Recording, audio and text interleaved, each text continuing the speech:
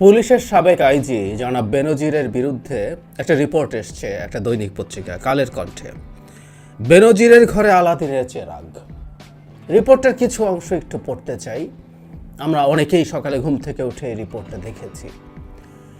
পুলিশের সাবেক আইজি বেনজিরকে নিয়ে খুবই গুরুত্বপূর্ণ তথ্য দিলেন জাহিদুর রহমান। তো বন্ধুরা বুঝতেই পারছেন আজকের ভিডিওটা কতটা গুরুত্বপূর্ণ একটি ভিডিও।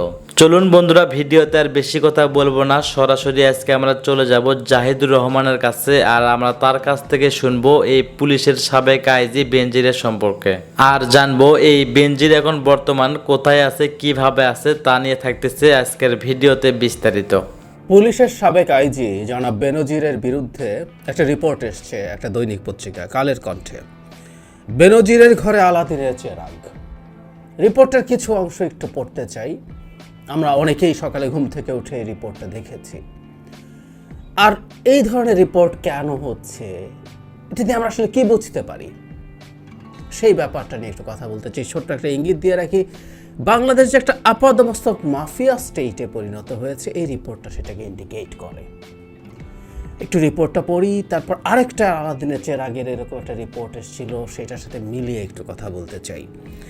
মানে এখানে একটা রিসোর্টের কথা বলা হয়েছে। রিসোর্টটা প্রায় শুরু হয়েছে রিপোর্টটা এরকমভাবে, যেখানে এক রাত থাকতে 15,000 টাকা খরচ হয়। এখানে ডুপ্লেক্স কটেজ আছে, এখানে মানে এত বড় এটা হচ্ছে 1400 বিঘা জমির ওপর। এখানে কৃত্রিম পাহাড় বানানো হয়েছে, কৃত্রিম ঢেউ, সুইমিং পুল আছে, নানা রকম ফল ফলাদির গাছ আছে, ইত্যাদি ইত্যাদি। আরও নতুন করে কটেজ তৈরি করা হচ্ছে। এটার মালিক পক্ষ হচ্ছে, এখানে খোঁচা দিয়ে লেখা হয়েছে, অবিশ্বাস্য হলেও সত্য, যে রাষ্ট্রীয় শুদ্ধাচার পুরস্কার প্রাপ্ত পুলিশের সাবেক মহাপরিদর্শক র্যাবের মহাপরিচালক বেনজিরের পরিবার। এটার চেয়ারম্যান বেনজির আহমেদের স্ত্রী জিশান মির্জা, ব্যবস্থাপনা পরিচালক বেনজিরের বড় মেয়ে ফারহিন রিশতা বিনতে বেনজির, পরিচালক ছোট মেয়ে, তার নাম আছে।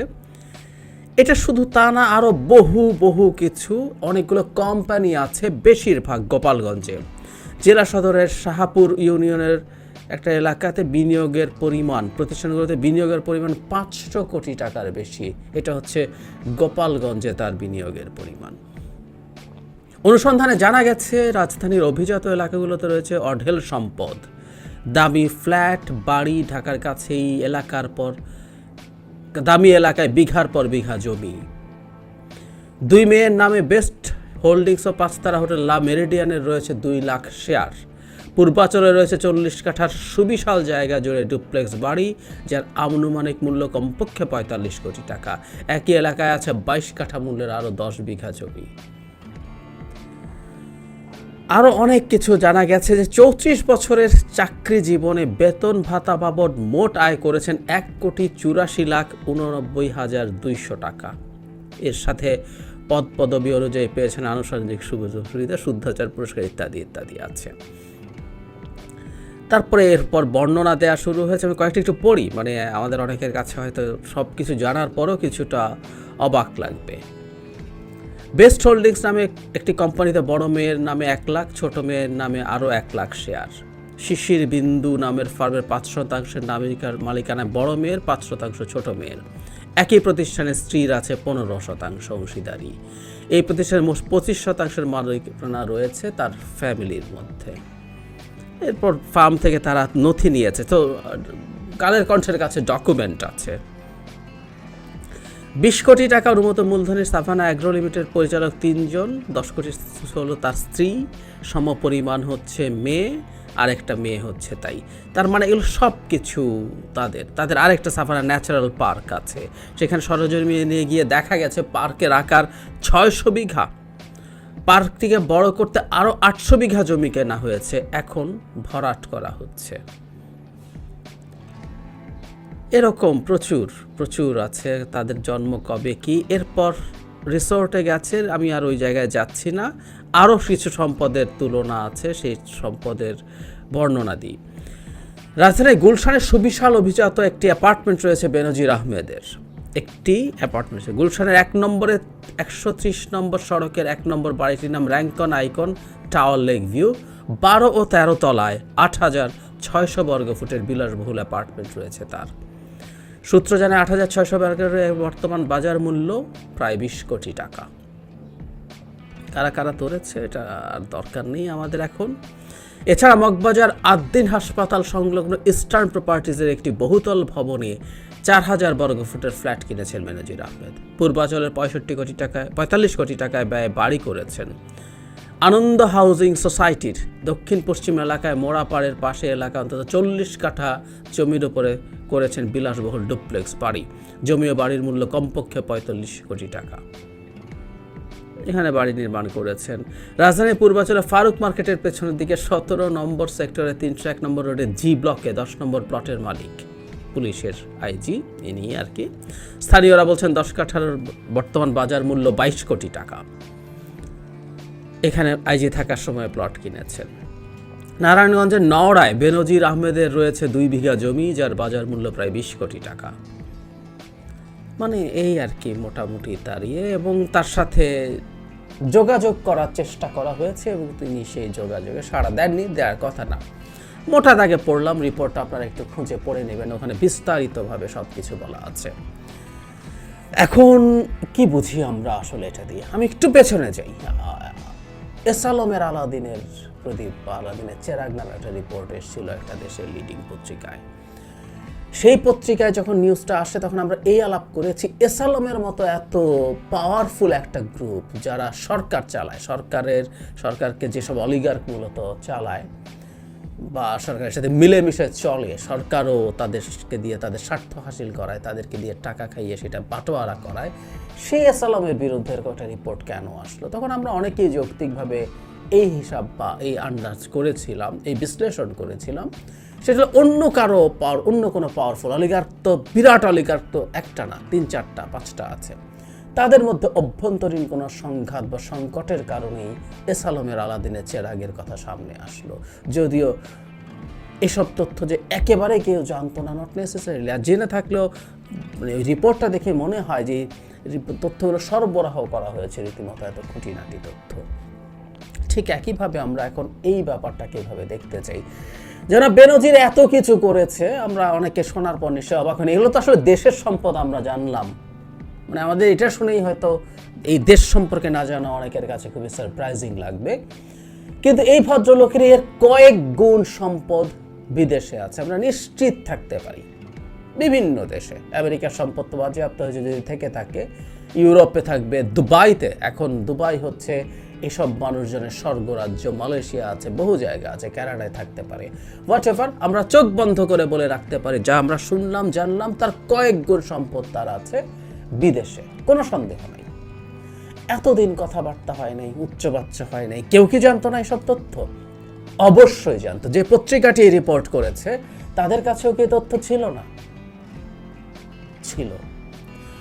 তাহলে কেন এটা? অনেকগুলো, কোনটা সঠিক আমরা বলতে পারবো না, কিন্তু তাত্ত্বিকভাবে যেটা বলছি এটাই সঠিক। আসলে হতে পারে যে এই পত্রিকার কাছে কোনো একজন এই তথ্যগুলো দিয়েছে যার সাথে জনাব বেনজিরের সংঘাত আছে, এটা একটা প্রবাবিলিটি। আরেকটা প্রবাবিলিটি কথা আমি দেখলাম ফেসবুকে অনেকে লিখছেন, which is very much relevant, কারণ আরেকটা গ্রুপের সাথে, এই যে কালের কণ্ঠ পত্রিকা তো একটা বিজনেস গ্রুপের, বসুন্ধরার, তার সাথে রংধনু গ্রুপ বলে আরেকটা গ্রুপের সংঘাত চলছে। এই সংঘাতের পাল্টাপাল্টি তাদেরও একটা পত্রিকা আছে, সেই পত্রিকা এবং এই পত্রিকা পরস্পরের বিরুদ্ধে রিপোর্ট করছে। রংধনু গ্রুপের বিরুদ্ধে রিপোর্ট করছে কালের কণ্ঠের বসুন্ধরা গ্রুপের বিরুদ্ধে রিপোর্ট করছে রংধনু গ্রুপ। এবং একটা পুরনো ভিডিও মনে হয় আমাদের অনেকের সামনে এসছে, যেখানে দেখা যায় বসুন্ধরার এমডির পা ধরে কান্নাকাটি করে মাফ চাইছেন রংধনু গ্রুপের মালিক। এরকম একটা ভিডিও আমাদের অনেকের চোখে পড়েছে। ফলে যৌক্তিকভাবেই কারো মনে হতে পারে যে রংধনু গ্রুপ যেটা আছে তার সাথে সম্ভবত বেনজির আছে, কারণ বসুন্ধরা তো জাস্ট একটা পত্রিকা না। মানে প্রথম আলো বা ডেইলি স্টারে যখন কোনো একটা নিউজ আসে তখন আমরা ধরে নেব যে এই খবরটাকে সরবরাহ করেছে, কারণ প্রথম আলো ডেইলি স্টারের মালিক পক্ষ সরকার কোনো অলিগার্ক না। কিন্তু এখানে কালের কণ্ঠ অত্যন্ত, এটার মালিক পক্ষ সরকারের গুরুত্বপূর্ণ অলিগার্ক। সুতরাং এটাকে জাস্ট একটা পত্রিকা হিসাবে দেখলে চলবে না। সুতরাং বসুন্ধরার সাথে ওই সংঘাত যখন হচ্ছে, যখন জনাব বেনজিরকে এভাবে উন্মুক্ত করার যে উদম করে দেওয়ার চেষ্টা হচ্ছে, তখন ধারণা হতে পারে রংধনু গ্রুপের সাথে কি জনাব বেনজিরের কোনো খুব গুরুত্বপূর্ণ যোগসাজশ আছে, বা সেই গ্রুপের সাথে তার ইনভলভমেন্ট আছে, তিনি কি সেটার অংশ, এরকম নানান প্রশ্ন আসতে পারে, যার জন্য ক্ষুব্ধ হয়ে বসুন্ধরা গ্রুপ তাকে নিয়ে এই রকম রিপোর্ট করেছে। কেউ কেউ ধারণা করছেন এটাও একটা খুব সঠিক ইন্টারপ্রিটেশন হওয়ার সম্ভাবনা আছে, নিশ্চিতভাবেই আছে। এখন আসলে যে কথাটা বলতে চেয়েছিলাম, একটা মাফিয়া স্টেটে কি হয়, এটা একটা মাফিয়া স্টেট। এখানে এখন বিরোধী দলটল বলে কিছু নাই, এখন আছে সম্পূর্ণ সরকারের কতগুলো লোকজন, দলের সরকার, ব্যবসায়ী সরকার, সরকারের সাথে সম্পৃক্ত ইনভলভ লোকজন ছাড়া এই দেশে আসলে আর কারো কিছু হচ্ছে না। এখন যেটা দাঁড়াচ্ছে ধীরে ধীরে, যেটা দাঁড়িয়ে যাবার কথাই একটা মাফিয়া স্টেট, এইটাই হয় এক মাফিয়া গ্রুপ আরেক মাফিয়া গ্রুপের সাথে সংঘাতে নেমে যায়, কেকটার কতটুকু অংশ সে তার কাছে নিতে পারবে। বাংলাদেশের লুটপাট করা এই যে পুরো কেক, এই কেকের কত অংশ কে নিতে পারে, সেই সংঘাতে পরস্পর জড়িয়ে পড়ছে। সেটা যেমন এসালামের ক্ষেত্রে সত্য ছিল, অতি পাওয়ারফুল গ্রুপ হয় আরও কোনো পাওয়ারফুল মাফিয়া এসালামের তথ্য দিয়ে টিয়ে বলেছে রিপোর্ট করো, এবং তোমাদের রিপোর্ট করায়। কারণ বাংলাদেশের পত্রিকার ঘাড়ে কয়টা মাথা যে সে রিপোর্ট করে বসে থাকতে পারে এসালামের বিরুদ্ধে, তাকে বলা হয়েছে যে তুমি এটা করো, তোমার সমস্যা হবে না, আমরা আছি তোমার সাথে, আমরা ট্যাকল করবো সেটা। চাইলে স্বাধীনতা চাই বলে একটা রিপোর্ট করে প্রথম মহাবিপদে পড়ে গিয়েছিল। কিন্তু এসালামের আলাদিনের চেরাগ নিয়ে রিপোর্ট করা যায়, তার মানে আরও কোনো মাফিয়া সেই তথ্য দিয়ে বলেছে তোমার সমস্যা হবে না। ঠিক একইভাবে এখন এখানে তো যে পত্রিকাটা রিপোর্ট করেছে, সে নিজেই আসলে এই যে সরকারের অলিগার্কি, সিরিয়াস অলিগার্কির, সেটার একটা খুব গুরুত্বপূর্ণ পার্ট, এবং এই মাফিয়া তন্ত্রের একটা গুরুত্বপূর্ণ পার্ট।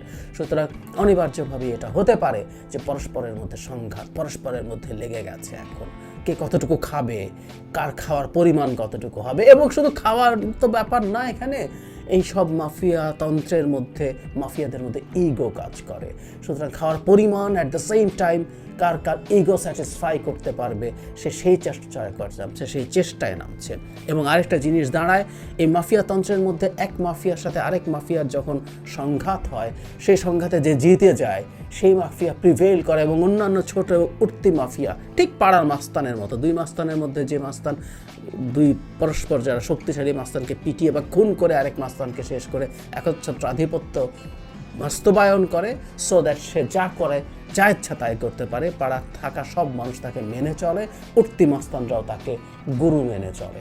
ঠিক একইভাবে বাংলাদেশে এখন এই চর্চা শুরু হয়েছে, এই চর্চা আরও চলবে। জনাব বেনজির যখন ক্ষমতায় ছিলেন, তার আস্ফালন আমাদের খুব ভালো মনে আছে। গোপালগঞ্জ বাড়ি, পুলিশের আইজি, অত্যন্ত গুরুত্বপূর্ণ পদগুলোতে এই সরকারের সময় ছিলেন, সরকারকে নানাভাবে সার্ভিস দিয়েছেন, স্যাংশনও খেয়েছেন। তারপরও তার আস্ফালন আমাদের মনে আছে, ওইটা আস্ফালন মনে থাকবে। বিদায়ের সময় উনি বিরাট সব কথাবার্তা বলে গিয়েছিলেন, মানে উনি মানুষের ওপরে রাগ রাখছেন না। আমি ওটা একটা ভিডিও করেছিলাম, মনে পড়ে। এই দেশটাকে ধ্বংস করে, সিস্টেম শেষ করে, খেয়ে দিয়ে লুটপাট করে ক্ষোভ রাখছেন না। উনিও এক বিরাট মাফিয়া ছিলেন, এবং সেই মাফিয়া এখন অন্য মাফিয়াদের সাথে ইনভলভ হয়ে যা করছেন তার অনিবার্য পরিণতি আসলে এগুলো হচ্ছে। বটম লাইন, বাংলাদেশ একটা মাফিয়া স্টেট পরিণত হয়েছে বেশ আগেই, এটা ক্রমাগত। তো বন্ধুরা, এতক্ষণ আপনারা শুনলেন পুলিশের সাবেক আইজি বেনজিরকে নিয়ে জাহিদুর রহমানের বক্তব্য। এই বক্তব্যটি শুনে আপনাদের কি মন্তব্য অবশ্যই কমেন্ট বক্সে কমেন্ট করতে ভুলবেন না। আর হ্যাঁ, এই বক্তব্যটি শুনে আপনাদের যদি কোনো প্রশ্ন থেকে থাকে অবশ্যই কমেন্ট বক্সে কমেন্ট করবেন, আমরা পরবর্তী ভিডিওর মাধ্যমে আপনাদের সেই প্রশ্নের উত্তর দেওয়ার চেষ্টা করব। যাই হোক বন্ধুরা, এমন নিত্য নতুন আপডেট খবর সবার আগে পেতে এখনই আমাদের এই পিচ্চি সাকিব ইউটিউব চ্যানেলটি সাবস্ক্রাইব করুন।